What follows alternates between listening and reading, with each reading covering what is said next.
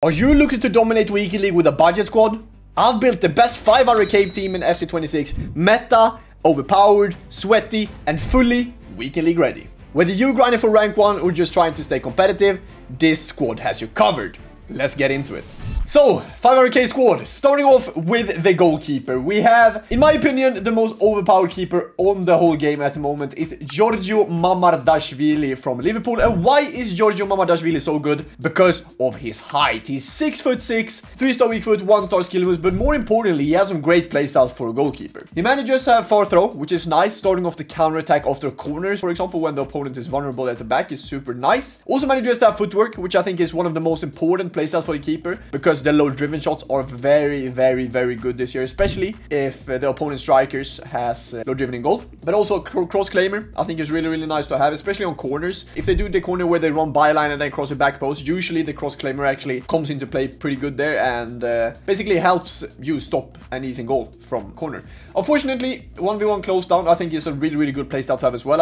I haven't really seen a lot of goalkeepers have this playstyle at the start of the game. Doesn't matter. Far reach doesn't really matter, and deflector. But Mamardashvili, fantastic. I bought him for 14,000 coins and he is worth every single penny.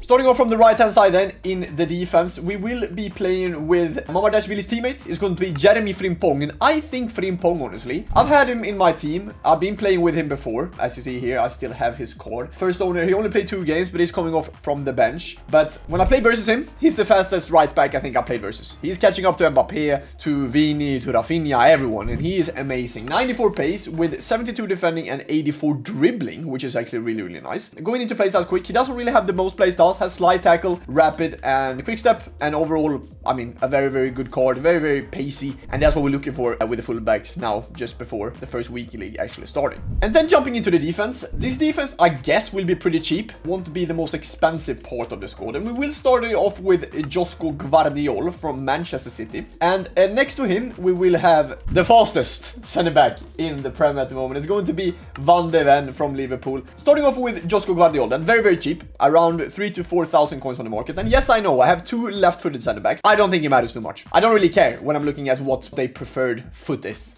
I don't really care. Anyway, Josko Gvardiol, first of all, low driven shot. So if Gvardiol gets onto a corner, the ball is just bouncing around. Try to do a low driven shot with him, because obviously when players have low driven shot in the playstyle, they perform it way better. Ping pulse, it's really nice. Playing out from the back, you can use his R1 passes to try to break the lines with the opponent's strikers into your midfielders, which is really nice. But then also, he manages to have blocking goal, and I think blocking goal is one of the most underrated defensive playstyles. Was very good last year. I would say block, intercept, and anticipate are the 3 major ones for me this year. But I will still put block really high up there, because obviously the AI can definitely help you with not conceding some goals, even though you're defending pretty poorly. But also jockey, and you can definitely feel this. I feel Gvardiol is very easy to turn with, very easy to move with, and that's definitely a plus when it comes to center backs in this game. Mickey van de Ven then, if we go into playstyles first, he has block and slide tackle, not the greatest playstyles, but more importantly, we play Van de Ven because if we manage to miss a tackle with Van de Ven, doesn't matter. He manages to catch up the defender no matter what. 90 pace for a center back. And yes, he's worth around 70k on the market right now. 82 defending and 80 physique, with being 6'4". I think personally, there are a lot of pro players, first of all, that use this card. A lot of pro players use this Mickey van de Ven. And it's basically, as I said, if they miss a tackle, doesn't really matter. Van de Ven is still catching up to the strikers, even though it's Mbappe, even though it's Alex Morgan. Doesn't really matter who.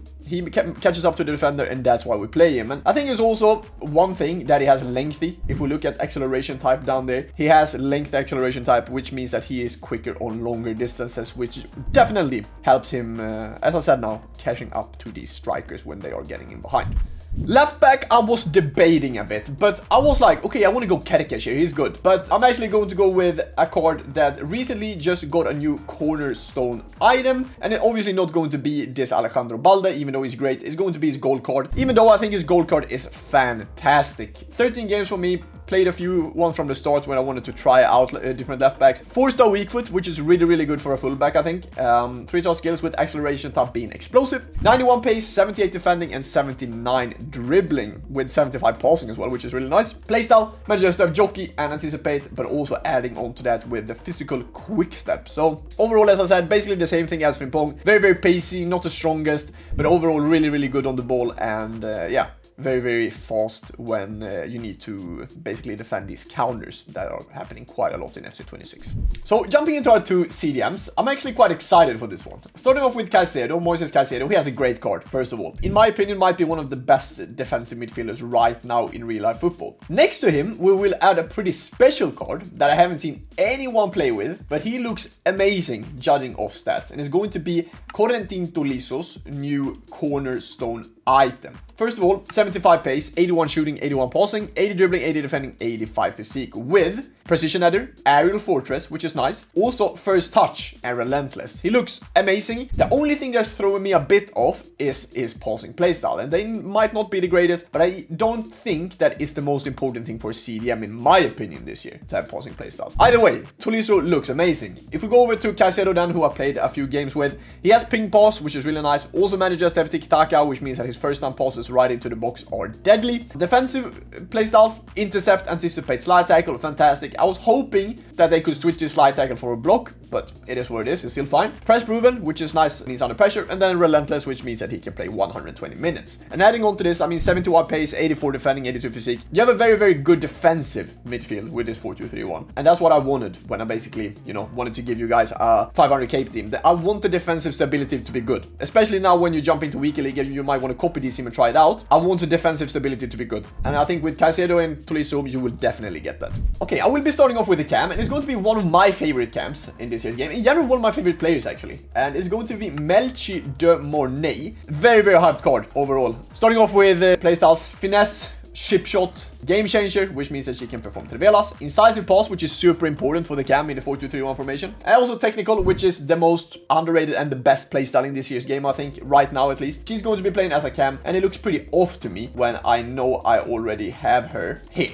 So, De Mornay, fantastic card, as I said, has some really, really good playstyles. 93 pace with 85 shooting and 78 passing is really nice. Also, 87 dribbling, adding on to that, technical in together. Her left stick is simply amazing. And as I said, one of my favorite players in this year's game. She will do wonders for you playing as a cam.